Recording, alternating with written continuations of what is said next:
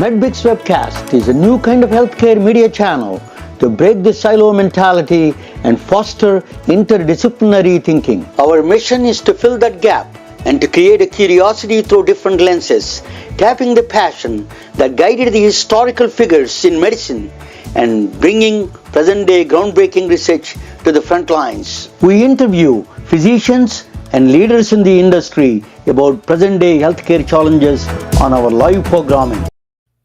Hey, welcome to the MedBix Webcast. Yeah, I'm in a different location, but So this is today. My name is Raman Annamaraju. I'm the MedBix Webcast host. A lot of things going on in my life, just sorting out. But I can tell you, we have a. I spoke with one of the doc physicians from Dallas, Texas, Dr. Harvey Castro. He wrote several books on machine learning, and now the recent book is ChatGPT-Healthcare. He wrote a book. Okay, so that book is really, ChatGPT. Everybody is talking about. We don't know in healthcare still. I can tell you, ChatGPT is not place where it doesn't diagnose or it doesn't give you a specific diagnosis or a specific treatment. It is just a tool to give you options and choices and understanding of the more broader breadth of the understanding rather than any specific to you related to your health. So remind that. Being said so, let me bring I interviewed Dr. Harvey Castro a couple of hours ago, so I could not able to there was a little bit of problem we had in the video. So that's why I'm sorting out the problem again. I'm going to play my conversation with the Dr. Harvey Castro with you. Just to listen to me, please. Bear with me for a while, okay? Why it is this is QR code is killing me. I don't know why it is coming out there.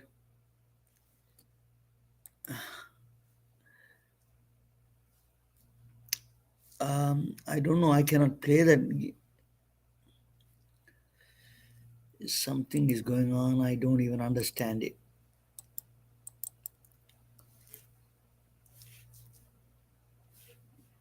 I can't play the video. I don't know why. Sorry, guys. I'm having a lot of problems today. I'm having a lot of problems, technical problems. That video is not playing. I did that. Oh, maybe I need to put that.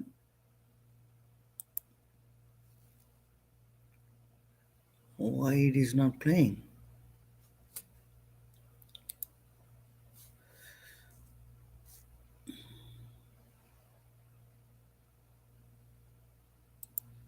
Okay, I'm sorry that I'm having a little problems today. Until I solve this problem, I don't understand it. Why there is something coming up on that damn thing, and But anyway, I'm going to present my topic and then I will edit and then put it back. Okay. My topic was also a lot of things changed. So let me do that. This is not this usual time. So this is my regular time I'm doing. There's a neopolymath physicians of the future. These are the doctors, how the doctors are going to be in the future, not in the past. But we're going to talk about the past. So let me talk with you. What is a polymath physician? Or polymath physician is kind of a individual, the doctors who have a breadth of knowledge in other areas, at least a good exposure of other subjects, like a physician exposure to become astronomy, poetry, physics, and mathematics, and geometry, and art and technology. All of them are different fields. So you need to be exposed. You need to understand a fair understanding to be a future physician. That is a key. Um, but yeah, so it says that a polymath is an individual whose knowledge spans a substantial number of subjects, known to draw on a besides of the complex bodies of knowledge to solve a specific problem. Polymath physician, the reason is he draws this knowledge from different areas to solve a specific problem. Remember that, okay? So that is a concept of the polymath physicians. Polymath physicians. The only I'm going polymath is all the scientists who have different subjects, knowledge of different subjects. But here in this moment, I'm just focusing on polymath who are physicians, polymath physicians. Among all of them is Ibn Sina, Avicenna, is Einstein of medicine. He is from Iran. He was born in 1980. As a 10th century physician. He was brilliant. He's Einstein. I call him Einstein of medicine. I tell you why. He is the he's a physician. He was well-known physician during the time. He was author of several medical books. Philosopher.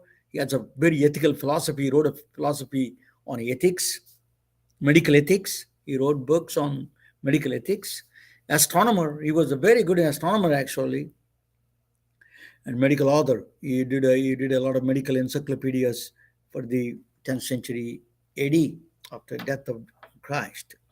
He is the first cardiologist, I would say. The reason is first cardiologist is he used to treat. He was a very good in pulsology. Pulsology is just checking the pulses. He was one of the eminent physicians among the in those times, checking the pulsology part of it. Then carotid sinus, he knows which one to press that button to put you in sleep. I think. So he learned this kind of a vasodilation. He understood hypotension. He's very good. He wrote a first book on why I'm calling him the first cardiologist. He wrote the first book on cardiac diseases, Kitab al Advait Kulb. Kitab al Advait Kulb. That is a book on cardiac diseases. He wrote a book. Then he gave a medication to a fruit called a English yew tree. It's called a Taxus baccata. Is very widely grown in Iran, the place where he's from, and the fruits are very sweet. And he used to give them zarnab. He used to call it zarnab. He gave the medicate. Those fruits they have the calcium channel blockers basically, so they can put the ease at heart because calcium channel blockers, it gives you the vasodilations and all those things. So he was the first prescription of the calcium channel blockers. So he created he was that's well known. Actually, he used to test. He was the first inventor of the actually lie detector test because through pulsology he used to check the pulsology, and then he used to tell um, you know talks things, and then when the pulse is going up, he knows that they're lying. So he was the first lie detector test. He found out the first lie detector test. You know, Avicenna is a Western investor. In the West, they call him Avicenna. But he's also the important thing is he wrote several books. one of the first book, Encyclopedia of Medicine, Canon of Medicine, 6 volumes, is a standard books, but 1,000 years. His book was standard in the West for 1,000 years. Everybody, every medical school, everything has his book. Okay, so it is really well known during that time for 1,000 years.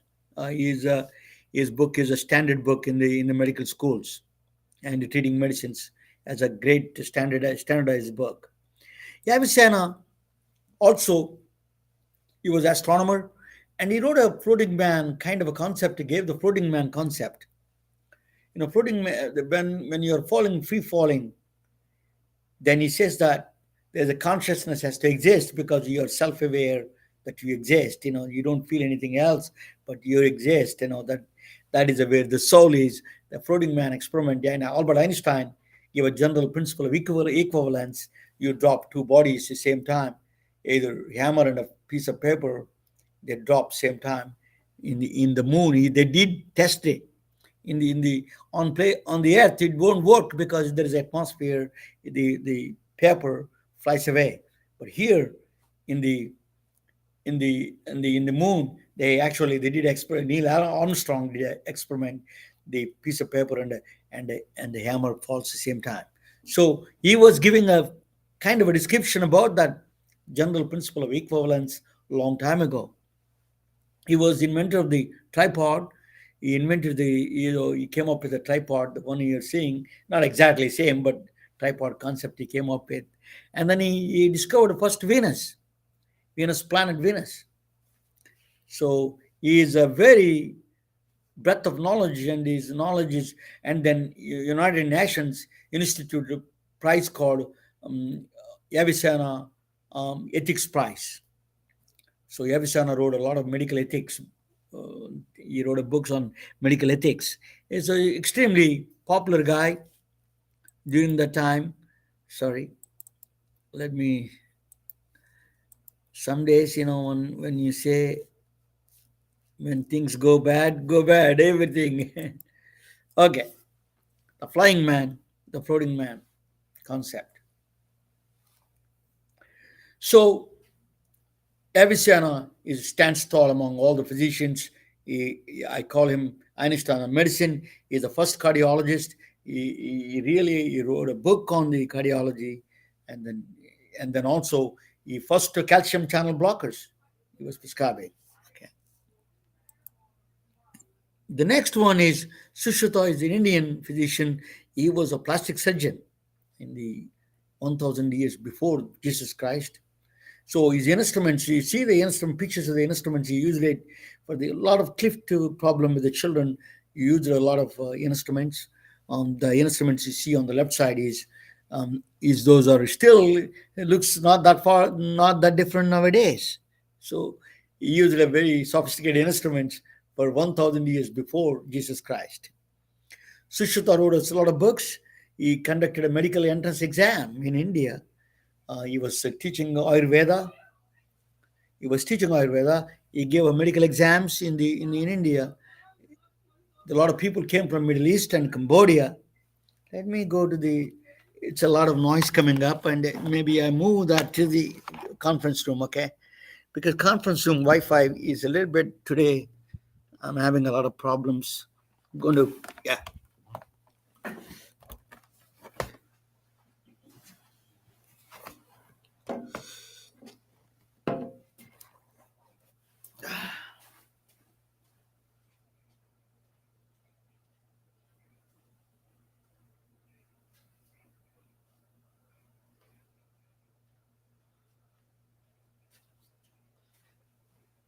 So bear with me, guys. I'm having a little problems today.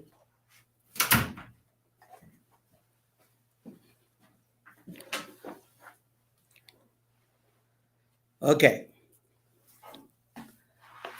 But this is why physicians need to have the different background to survive in the future.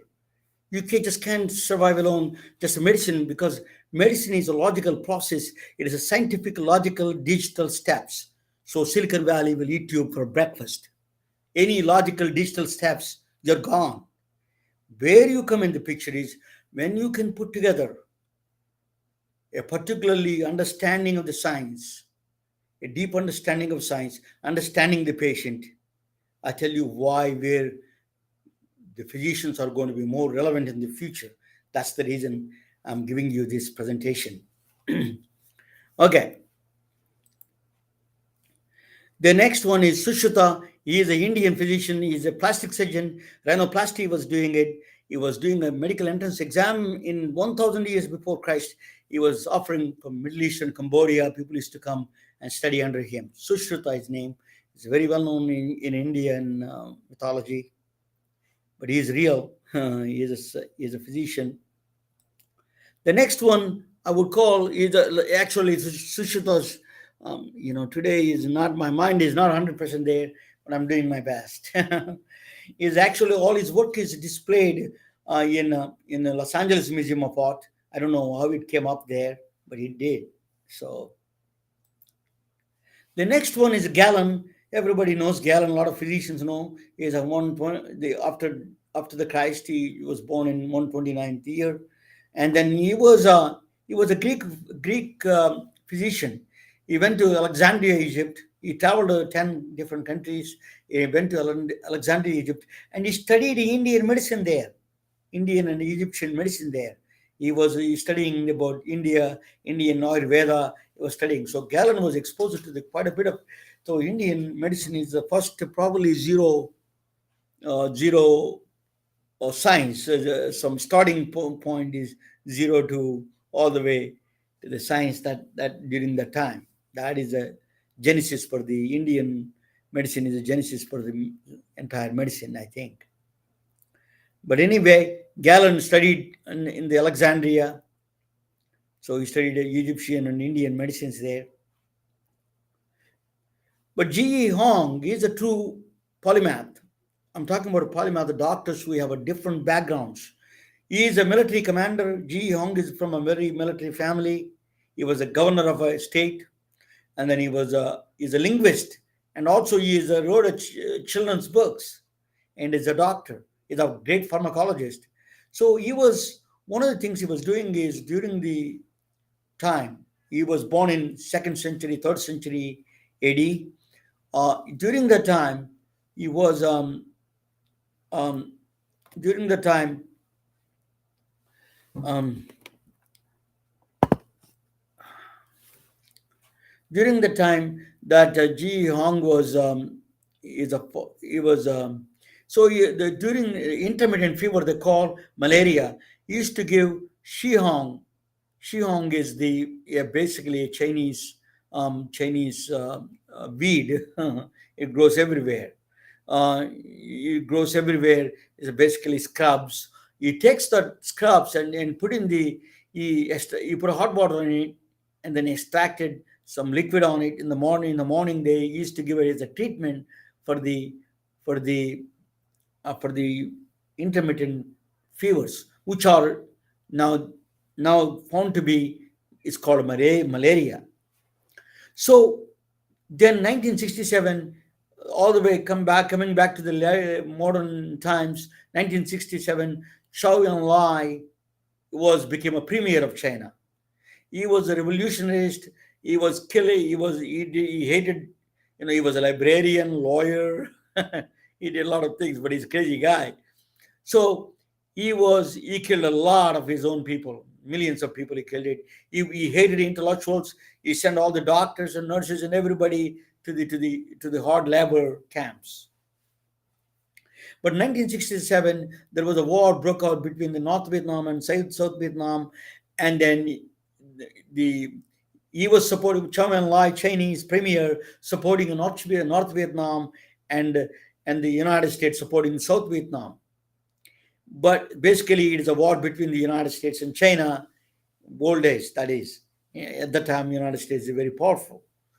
But Mao, he doesn't like to lose war. He doesn't care about people getting killed, but he doesn't want to lose a war. So, but he's losing a large number of his soldiers in North Vietnam soldiers to malaria. So all his generals went to him, and we need to do something about it. This malaria is killing a lot of people. We are going to lose the war. He's he- he's more afraid that he's more afraid he's going to lose the he's going to lose the war. Okay, so what he did was he brought back 527 project is called 526. Sorry,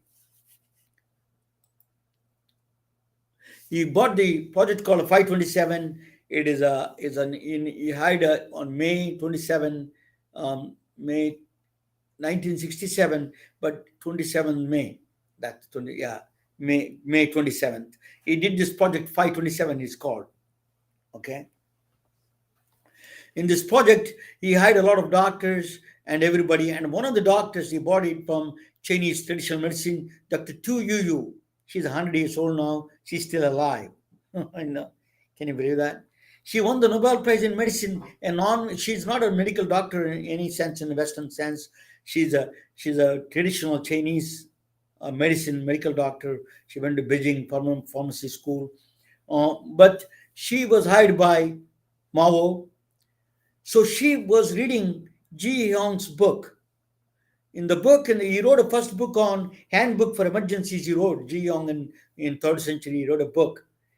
She was reading that book, and she found out that's what the scrubs of Shiong, a sweet wormwood, the scrubs she is using to treat the malaria. So what she did was she extracted the compound called optimicin and compound from there, and then that became a very popular, and it became cured malaria. It is now even still there. We're using the optimicin and compound to treat malaria. It's a combo thing. She won the Dr. Tu Yu won the Nobel Prize in 1969. Sorry, she won the 2015, 2005. Sorry, 2005. She won the Nobel Prize in medicine. Debeki Laskar Award. She also won the Debeki Laskar Award, and she's very well known in China and around the world. So they gave a license to Novartis. Novartis took that combined thing and put them together the Novartis did that. They took it and then commercialized the malaria medicines. Is a combo medicine. It's a part of the combo medicine now. Artemisinin is still being used for malaria. That is a gold standard for the treatment of malaria. The next is Girolamo Cardano, is Italian physician. Is a strange guy. He's an entertainer. Is kind of alcoholic a little bit, and he is a mathematician. He loved mathematics. He's a gambler. He's a prolific gambler. So he was a very well known physician, and he doesn't want to live. His father was a friend of Leonardo da Vinci. So he used to learn from Leonardo da Vinci a lot of medical medicine and science and mathematics. Truly is a polymath, Da Vinci. So Girolamo, what he did was after that, he was fascinated by mathematics. So he solved one of the if you suppose if you throw a piece you throw a ball. If I tell you what the initial conditions are, what time, what place I'm starting, what the speed I'm doing, then you can tell in 5 seconds where it's going to be. That's a quadratic equation. Mathematics will tell you through the mathematical equation. You can tell you where it's going to be in 5 seconds, 10 seconds, 15 seconds until it goes back to the earth, fall on the ground. That is a quadratic equations can tell you exactly step by step where it is exactly is going to be. But in the cubic equation, that is a quadratic equation, but it's a cubic equation is much more complex. So, for example, if you wanted to run the spaceships, now run on the cubic equation. You need a cubic equations to run a spaceships. So the if you wanted to thrust into the rackets and all those things, you need a cubic equation. So not only that, not only space, if you need three-dimensional, for example, reconstruction of 3D in MRI, CT scans, we used to do a lot of 3D reconstructions. that is mere missing dimension. We only got the two-dimensional, but you can come up with a three-dimensional. So you can use a cubic equation to bring that to to do the missing dimension. You can do completely 3D reconstruction through cubic equation. He was the author. He was the solver of the cubic equation. He was kind of and then game theory was very popular now. Game theory is used in economics. It's basically choices, how the people are paying choices. Game theory is very important now in the operational structure, operational efficiencies. In the game theory, they use the game theory very well. But he wrote a whole lot of poker game theory. Yeah, he used to win a lot of money, but he used to lose also. His son used to lose a lot of money. His son became a gambler and he lost all his money and he's always broke. Sounds familiar. So the next one is Rene Lenac is a is a physi- is a stethoscope inventor, but he's a physician. He's a musician. He had a band. He's a music band musician. He's a carpenter. He's also a carpenter at the same time. He used to call wood carving. We used to do wood carving there. So he's a flute player and a wood carver. That so he in the 1816, what happened was there was a volcano blew up in Indonesia, Tambora. In Tambora, the Mount Tambora broke up, and then it is the whole dust is covered entire Europe. So that 1816 they call it a year without a summer. There's no summer there. So there's a lot of respiratory infections, a lot of problems. So Rene Lenac used to treat a lot of patients. So a lot of women used to come down. He doesn't want to put his ear to listen to heart and their lungs close to the chest. So he wanted an instrument. He thought about a flute because he understood the flute. So he created a first stethoscope he designed. So see that where he got this idea from. A carpenter, a musician idea became a stethoscope. That is the polymath's power, you know. Yeah. So he's the first inventor. Then the eventually it is remodified by David Littman in Harvard. But that is he was Rene Lenac is the inventor of stethoscope. The next is Ernesto Che Guevara. I don't think Americans like him too much. He's a physician from Argentina. He used to do motor. There is a movie done on him. It's a motorcycle diaries. He took Argentina to all the way to Peru. He was traveling across South America through a motorcycle. That's why there was a movie done on motorcycle diaries. He was a revolutionist. Though he was a doctor. He's a doctor. He was in the medical school in Argentina, but he was kind of a social activist, and he saw the poverty, stricken poverties. He was hurt by that, and then he was kind of became a revolutionary. He went to the actually on the right side. If you see the left side is a cycle, a motorcycle, and the right side you see that is a camp, a leprosy. He actually spent a lot of time in Peruvian Amazon jungles, in the Peruvian shore, in the San Pablo leper colony. He spent a lot of time. He was really devastated by the stage and plight of the lepers there.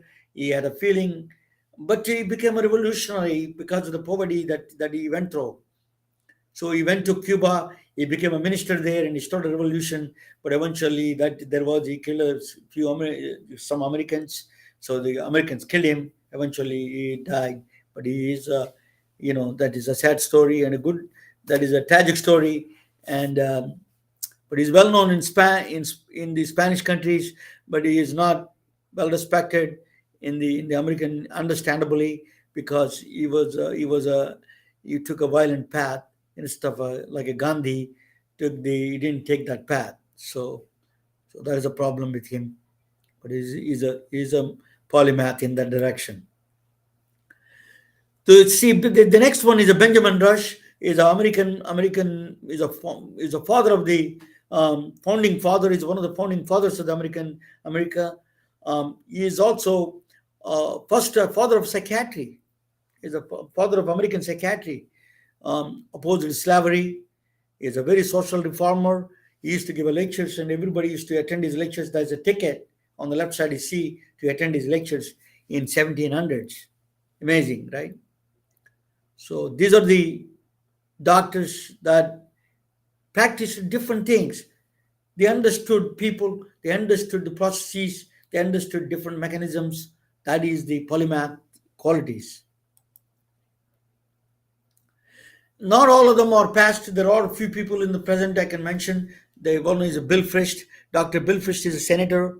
He ran a majority senator and is a podcaster, Second Opinion, and as a physician, of course, is a cardiac surgeon.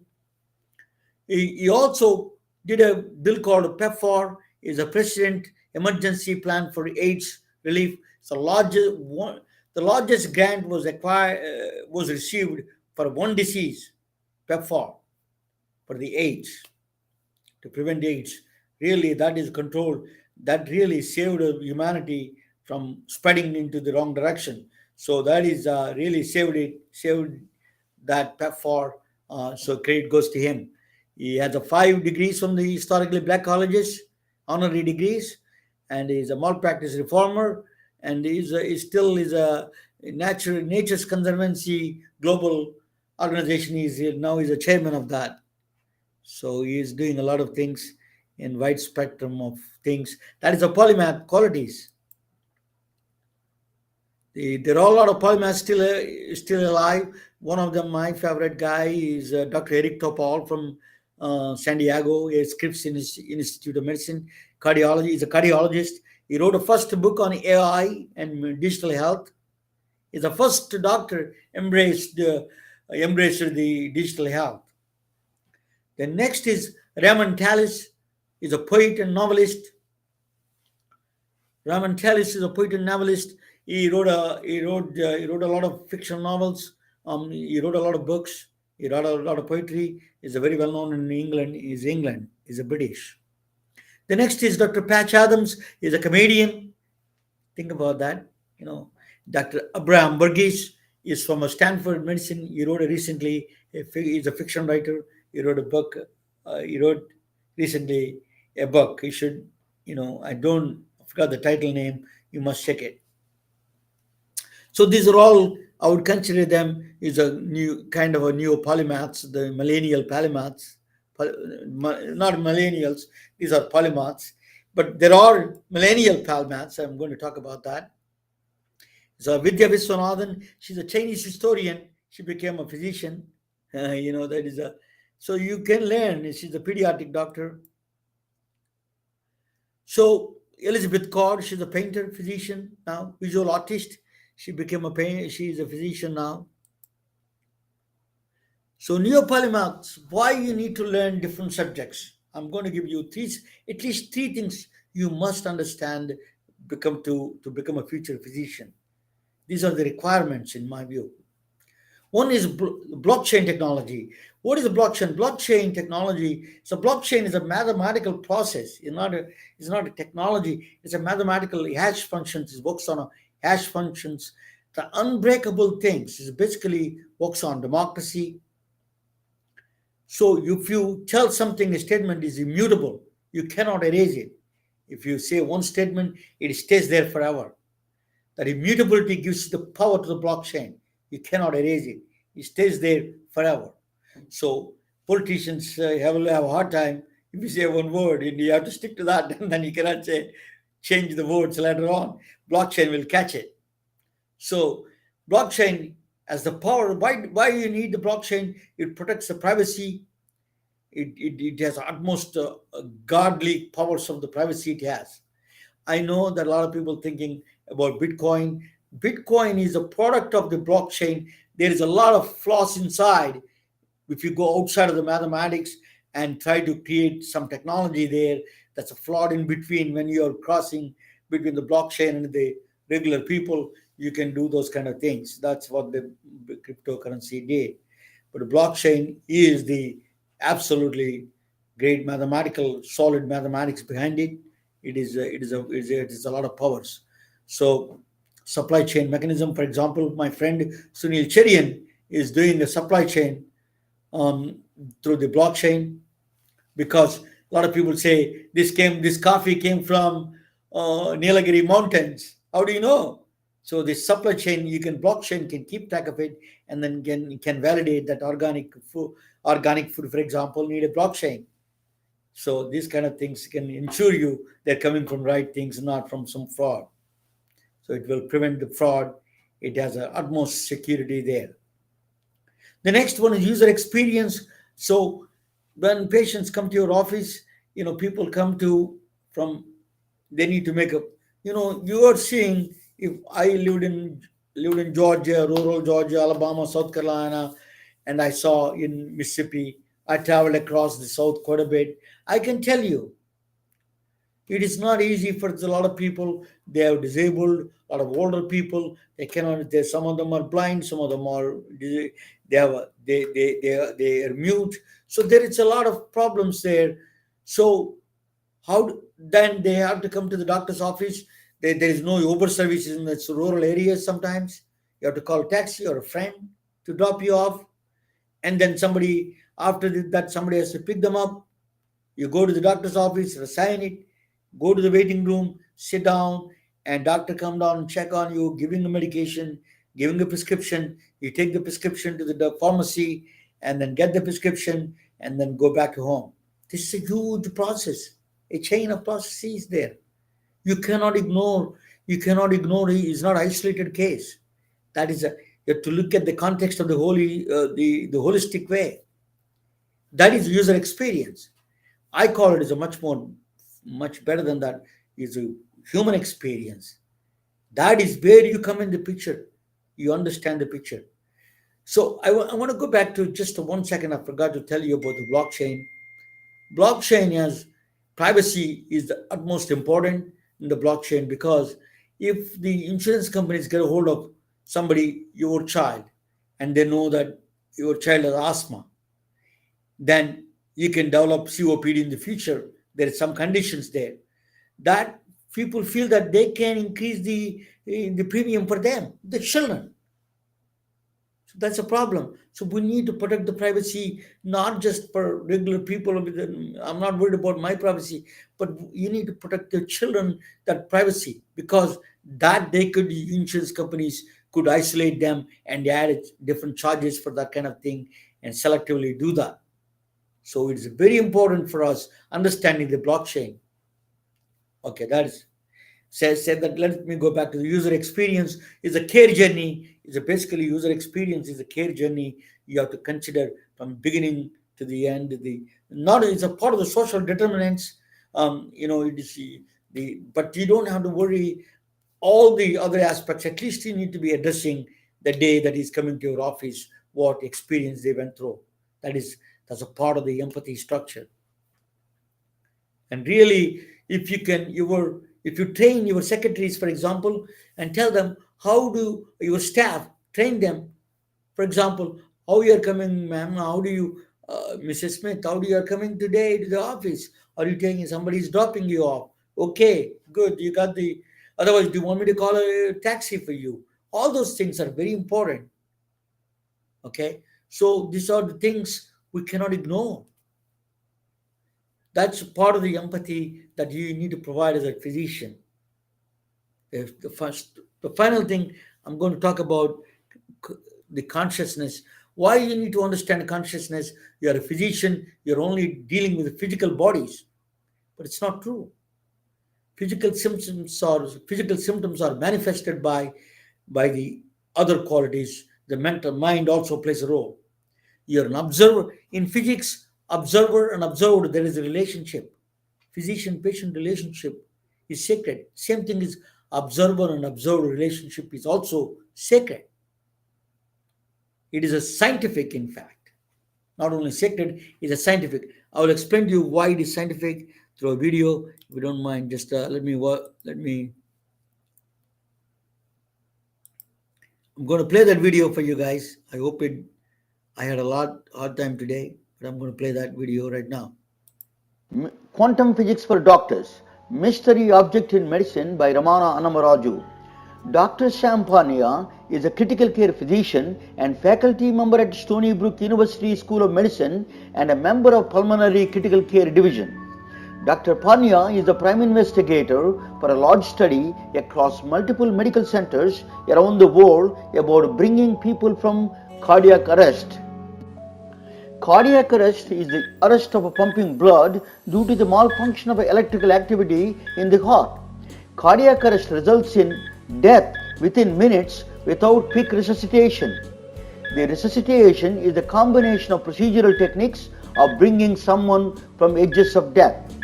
One of those resuscitation techniques is a cardiopulmonary resuscitation, popularly known as CPR. Any delay administering in CPR, even for minutes, results in certain death. But there are certain exceptions and anomalies that raises several questions than answers in medicine and science. 34-year-old Audrey Mash went hiking with her husband on November 3rd when things took a turn for the worse. The couple got lost and Audrey went into cardiac arrest from severe hypothermia. But 6 hours after her heart stopped beating, doctors at Barcelona's Vall d'Hebron hospital were able to resuscitate her. Amazing. It's like a miracle. Audrey Schumann fully recovered and went back to her life as Audrey Schumann. Listen carefully what I said. She came back to life after dead for 6 hours as Audrey Schumann, not as a Margaret Thatcher, not as an African princess. Which one or what entity told her she is still Audrey Schumann? This is not some religious or a philosophical question. This is still under purview of scientific inquiry, particularly the process of cardiac arrest. Dr. Champagne is a prime investigator for the study called AWAKE, examines the process of dying and reviving. He conducted these studies in multiple medical centers around the world with reputable physicians with more than 2,000 subjects who went through cardiac arrest and successfully revived. Dr. Champagne argues there is a presence of some entity that is external to our world beyond our space and time, reminding Audrey Schumann her identity. That entity is called consciousness. The study is a scientific odyssey of consciousness, the journey through an unknown world about some kind of a subjective awareness. Dr. Champagne had faced resistance from scientific establishment without giving a due process and trying to sweep the studies under the carpet. The detractors' claim is the so-called consciousness has no place in the field of medicine. But Panya may have support from an entirely surprising field that is not so related to medicine, that is quantum cosmology. Andrei Linde, a well-known Russian-American professor of physics at Stanford University, gives a mathematical proof for the existence of consciousness. Linde was one of the authors of the theory of inflation. Professor Linde is a member of the National Academy of Sciences. When you apply quantum laws to the entire universe, the total energy of the universe must be equal to zero. If that is the case, nothing happened, nothing should happen, and nothing will happen in the entire history of universe. If everything is a zero-sum game, the act of you watching this video never happened, but the facts dispute, you know you're watching it. That is a scientific paradox. To solve this paradox, quantum cosmologists reluctantly injected an entity called a conscious observer. Your physical body is not excluded from the universe, but your consciousness is. Your mind became an observer. Now the entire energy of the universe can be equal to zero, your consciousness being the recorder of the history of the universe. Consciousness is the only way out to satisfy the mathematical equations of the universe. British professor of cognitive and computational neuroscience at the University of Sussex, England, argues there is only one thing there is. It is consciousness, and there is no evidence for anything else. But as a physician, you are wondering what is a patient's care is anything to do with the consciousness. But physician and the brain of a patient have one common purpose: keeping patient alive. You don't have to be smart to feel pain, just you need to be alive. Inside the brain, there are no lights, no sounds, no smells, and only electrical signals. We recognize and experience these signals through interpretations as a reality. It is certainly second person's perspective, mistaken for direct experiences. A fake rubber hand is placed in front of them. Then both hands are simultaneously stroked with a paintbrush while the person stares at the fake hand. Now, for most people, after a while, this leads to the very uncanny sensation that the fake hand is in fact part of their body.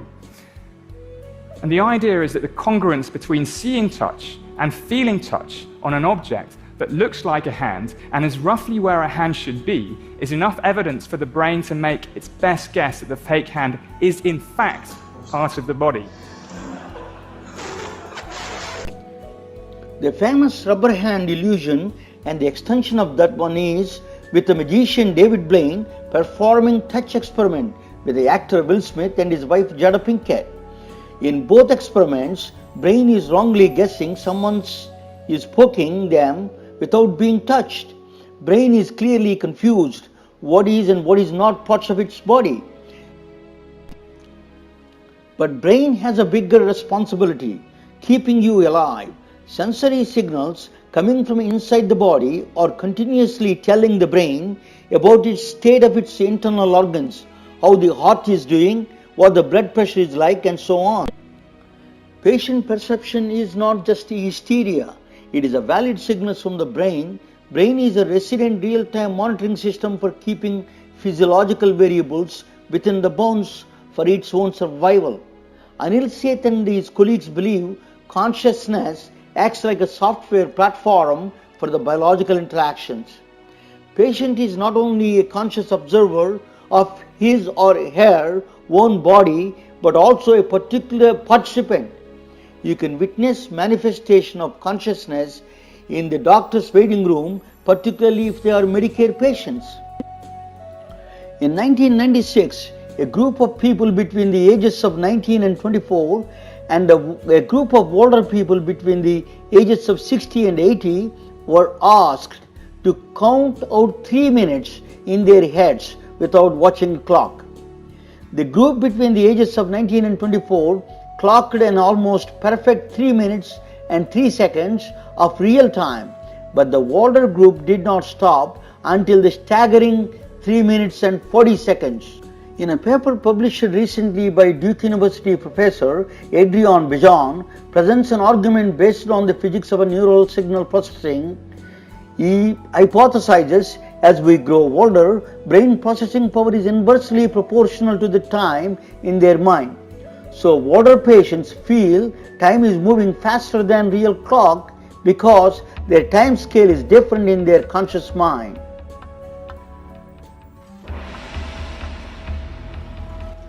As a physician, if you think there is only objective-based medicine, that's all there is. It is certainly a wrong conclusion.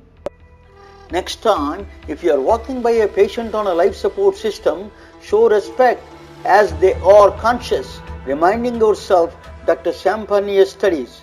Next time, before you dismiss a patient is hysterical, think of Dr. Anil Seth's studies that the patient's brain is the best patient monitoring system there is.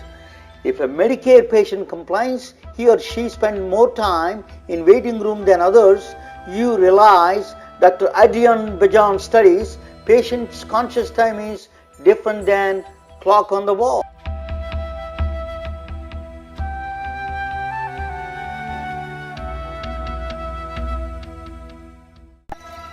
If you try to understand the conscious observer behind every patient, you see a great wonder and a mystery. You will become a perfect healer of body and mind. Computers cannot replace physician as such because the still unknown, still mysterious entity called consciousness is not computable. Only other conscious observer like you has the power to understand. This is Ramana Hannamaraju. Thank you for watching.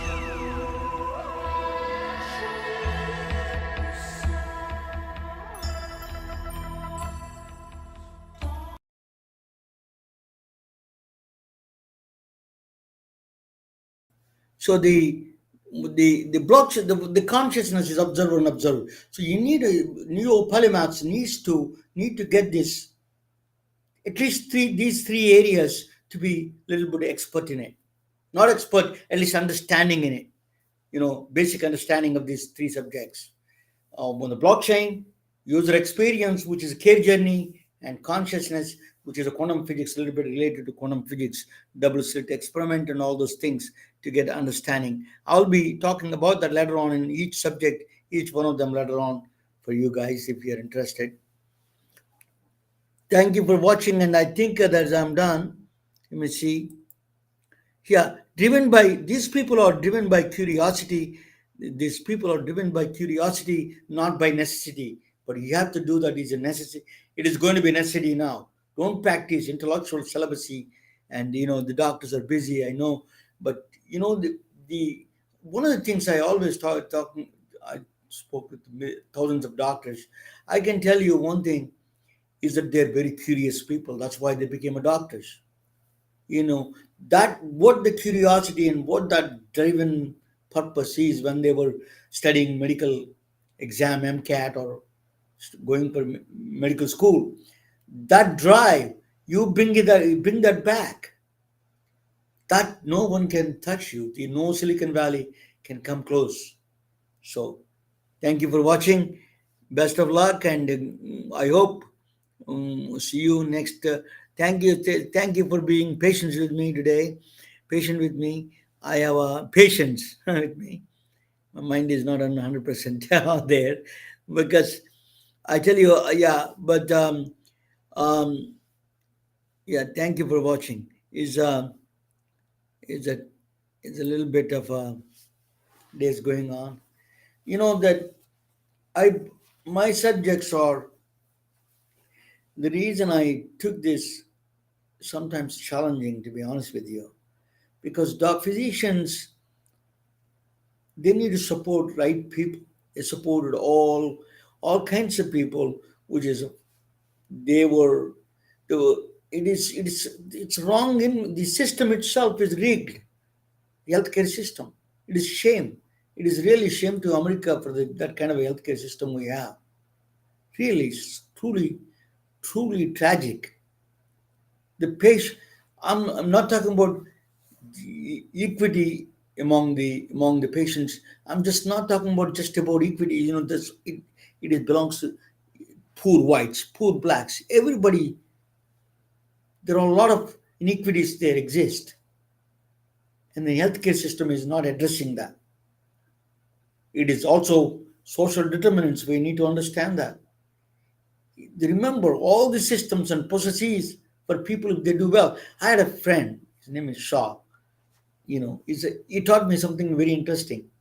He said that if you, I'm going to close in a minute, if you help people, they become wealthy, they will help you. If they are poor, they can't do anything to you. So you have economic interest to make sure that they do well around you, people around you. That's why social determinants is as important as that one. Okay, so that they say 80% of the medical care, in the medical care, only 20% is medicine, 80% is all the other factors. So we all need to work together, find the solutions for a healthcare system. So exposing to the different subjects gives you some ideas, some kind of, the Dr. Harvey Castro was telling today, by having exposure to the bilingual, two languages, know that your mind thinks different. Truly, that is absolutely great statement in my view. So I think bilingual, including me, I'm a bilingual. So it does expand your brain and the mind in a ways that you will be surprised if the solutions come out. That's a polymath. You become a polymath physician. If you don't want to learn a language, you need to learn other subjects. And I'm here for that. Please support me. Thank you so much.